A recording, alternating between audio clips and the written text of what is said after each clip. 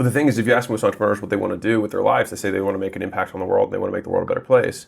But like making the world a better place, what that looks like is it being easier for the next generation. And so rather than lamenting the fact that the guys who are younger have it easier, that was the point. Yes. That was the mission accomplished. And so it reframed how I thought about being the greatest of all time, because I think a lot of people have that goal to be the greatest. I mean, a lot of people have that goal.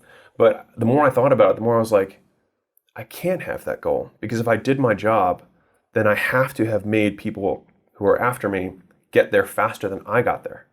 And so the mark of the success is that I'm not the greatest of all time, but that other people who come after me are even better. And so it really shifted my relationship with how I saw future generations, past generations, the guys who are older than me, who are killing it. And I used to think, oh, I'm gonna beat them. And if I look at how much I'm worth at this age versus them, like just doing the math, I should be further along than them by the time I'm their age.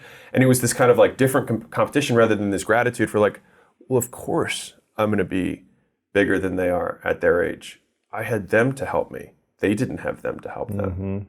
And so I'll age up and we'll be multi-billionaire, whatever it is, right? And then there's going to be a young whippersnapper who had me to help, yeah, right? Exactly. Who had me to help him out, because I'm seeing, we have guys who apply for acquisition.com who are in their 20s to 100 million a year, right? And I'm like, and that wasn't possible 50 years ago. It just wasn't, right? And so if you think about like the human race in general on a macro perspective, right?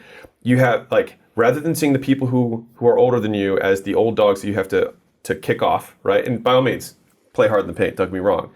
And the young whippersnappers behind you, as resenting them for the fact that they got it easier, it just flipped the script for me in terms of like, I'm so grateful for these guys who came before me because they didn't have them. Right. And then if these guys do eventually beat me, right, or they're further along than I was at their age, rather than lamenting them to protect my ego, because what it really says is, you're better than I am. Because if they're making more money at a younger age than me, then it means they're better at business in some way than I was at that age. That's just the fact of business, right? They're better than me at that age.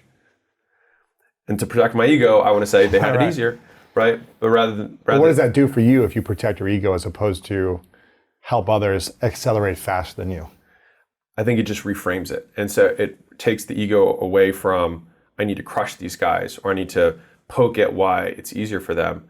And instead say like, it being easier for them is my purpose. How can I say that my mission is to document and share the best practices of building world-class companies, and then not be pumped for someone to use the best practice of building world-class companies 10 years before I learn them to accelerate way past?